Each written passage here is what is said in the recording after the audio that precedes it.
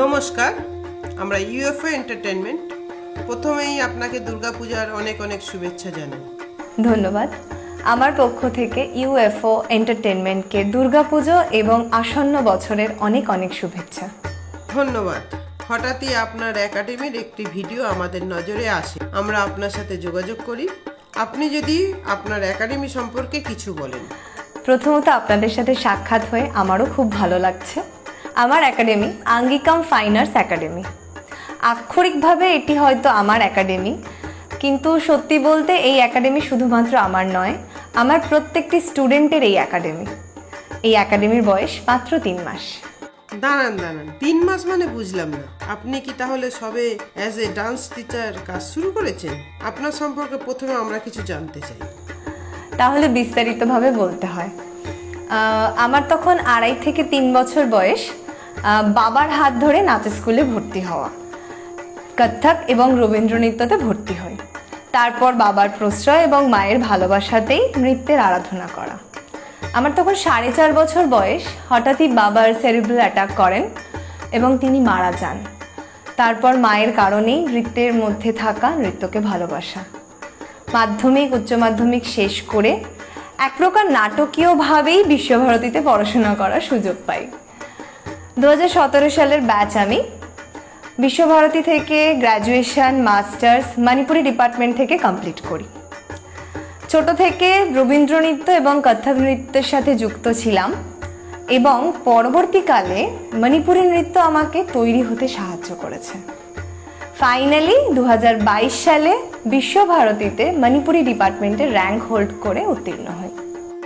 2022-এ pass out করার এতদিন পর একাডেমি কেন? না, আমি পাস আউট হওয়ার অনেক আগে থেকেই 2-1টি একাডেমির সাথে যুক্ত ছিলাম। তার পাশাপাশি আমার নিজস্ব একটি একাডেমি ছিল, নাম রবি বিতান। কিন্তু বিশ্বভারতী এবং বাইরের একাডেমি সামলে নিজের একাডেমিকে একেবারেই সময় দিতে পারছিলাম না, তাই সেটি বন্ধ করতে হয়।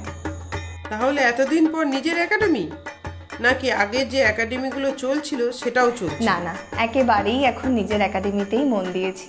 যদি একটিও স্টুডেন্ট থাকে তাকে নিয়েই এগোবো। অন্য একাডেমিতে কাজ করছেন না কেন?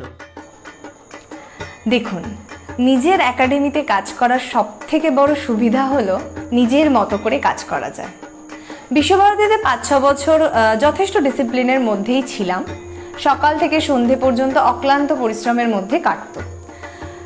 সব বড় বড় শিক্ষা প্রতিষ্ঠানের একটা নিজস্ব ঘরানা আছে, আর এই কটা বছরে আমি যথেষ্ট পরিমাণে তা রপ্ত করতে পেরেছি বলে আমার বিশ্বাস। সে গ্রিন রুম হোক, ক্লাসরুম হোক, রিহার্সাল রুম হোক বা অনস্টেজ, প্রত্যেকের মধ্যে একটা সুস্থ শিক্ষা ছিল। আপনি নিজের একাডেমির পাশাপাশি অন্য একাডেমিতে সুযোগ পেলে কাজ করবেন? অবশ্যই, যেখানে ক্লাস করানোর পরিবেশ থাকবে আমি সেখানেই ক্লাস করাবো। আগামী দিনে নিজের একাডেমি নিয়ে আপনার কি পরিকল্পনা আছে? সেটা জানতে হলে অবশ্যই আঙ্গিকাম ফাইন আর্টস একাডেমির পেজে চোখ রাখতে হবে। আচ্ছা, আশেপাশে তো অনেক একাডেমিই আছে, তো আপনার একাডেমিতেই মানুষ আসবে কেন? আপনি কি অন্য একাডেমির সাথে রেষারেষি করছেন? না, একেবারেই না। আমি কারোর সাথে কোনো রকম রেষারেষির মধ্যে নেই। অনেক ভালো ভালো একাডেমি আছে যারা খুব ভালো ভালো কাজও করছে। যে যার নিজের মতো করে কাজ করুক, তাহলেই হবে।